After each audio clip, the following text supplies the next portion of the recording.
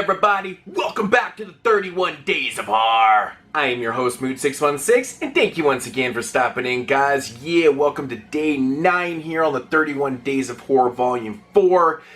And we are going to take it all the way back to the 70s, specifically 1971, with a film called The Mephisto Waltz. Yeah, right there. Love that cover art that Kino used on this. Fantastic. This one right here has got a lot of notable people in it. It's starring Ellen Alda, of course, from MASH fame. Jacqueline Bisset, I knew her from Steve McQueen's Bullet. Barbara Parkins, she was in a film called Valley of the Dolls, actually, with... who else was in that film? Sharon Tate was actually in that movie. And we got a performance from Kurt Jurgens in this one, too. So a lot of, familiar faces. Even if you don't know the names, you might know the faces, But getting into the synopsis of this one, basically our character, Ellen Alda, he plays a character named Miles.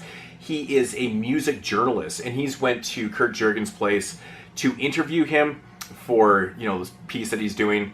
Kurt Jurgens is an aged, famous, rich pianist who, is pretty much at the end of his life. He can't play piano anymore because he's all crippled up and stuff. But what Miles doesn't know is that he's actually being interviewed by Kurt Jurgens' character because he is a Satanist. And what he wants to accomplish is, when he passes away, he wants to transfer his soul into a younger, vibrant body, specifically somebody that can actually play the piano, so he can continue and prolong his career for many, many years to come. So that is the synopsis of the film. Now, my thoughts on this one... this is a really good film. Really, really good film. Great performances all around. Ellen Alda has like a really kind of bizarre performance in this. It's off and on. I mean, of course, his character is going to change because, he's like this music journalist, and then all of a sudden he gets, his body's taken over, so he kind of changes that way. His performance is very interesting. The people that steal the show are Kurt Jurgens and Barbara Parkins, who plays actually his daughter in this film, a very incestuous daughter. She's pretty much in love with her father. It's very, very bizarre. But yeah, the performances in this movie are fantastic. It's shot beautifully. It's got this very kind of vibrant but downbeat, dark tone to the film. It's very much a satanic type film. And I love it. The driving force behind the tone in this movie, and the great acting and the great set pieces and cinematography, is the awesome score by Jerry Goldsmith. If you don't know who Jerry Goldsmith is, look him up. He's probably scored 30 to 50 films that you love. But yeah, the score fits the Psycho score, how perfect that is for that movie. That's what the score is to this film. It's such a driving force. It's almost like, in Argento's films where the music is kind of part of the story. I feel like that's what we're getting here with the music. Really fantastic stuff. The story is, it's pretty basic. Once Ellen Alda's character gets taken over, his wife starts to realize that there's something not right. She was never convinced that there was something right with the old pianist anyways. And his daughter, she always thought something was up. But when he starts to act really different in the film, she starts to suspect that something's completely up with this. And that's where the film kind of takes its drive. And it's pretty interesting. I gotta say, man, the ride there is pretty good. My biggest complaint with this movie, like I always have with movies of this length, is that it runs too long. But it really does, because, this one runs about 150 minutes. It doesn't need to be close to 2 hours long at all. I feel like there is a little bit of dragging. There's some bits with, Barbara Parkins' ex-husband and stuff that I feel like really didn't need to be in the film. I mean, I understand why it's there, but it really didn't have to be there. So it runs a little bit too long, but it has a fantastic twist to it. If you want to call it a twist. I call it a twist because it's pretty interesting what actually happens in the other movie.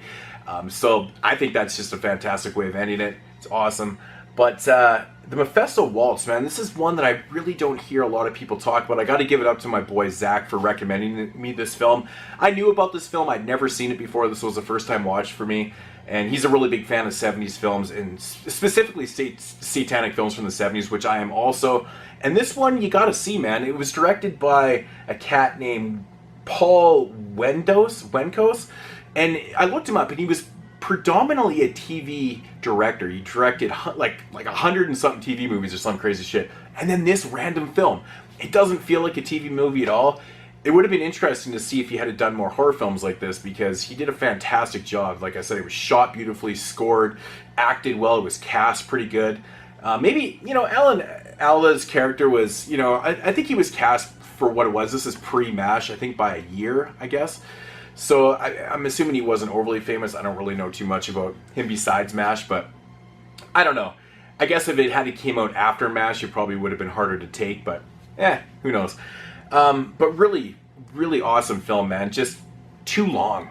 Definitely too long of a film. But check it out, man. If you're into 70s satanic films, very kind of slow burn, very atmospheric, very dark feeling type films with great performances, give this one a shot. It's awesome. Some of the highlight scenes in this film, for myself, are like the party scenes in the first quarter of the film at Kurt Jurgens' place. His character's name is Duncan. Those scenes are awesome because they still feel like the 60s, because it's, you know, it's 1971, and I always like that in these early 70s films, and it still kind of feels like the 60s, but it's the 70s. The parties have like this insanely dark vibe to them, and it's just it's shot very oddly, and it's got weird characters and shit. Very cool stuff, man. Very cool stuff.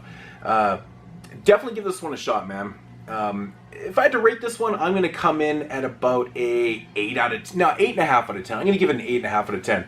Would have been higher if they just kind of shortened this one up. They easily could have done this one 90-95 minutes, but they prolong it a little bit. But the payoff is worth it, so give it a shot. Mephisto Waltz, give it a go. Pretty cool stuff.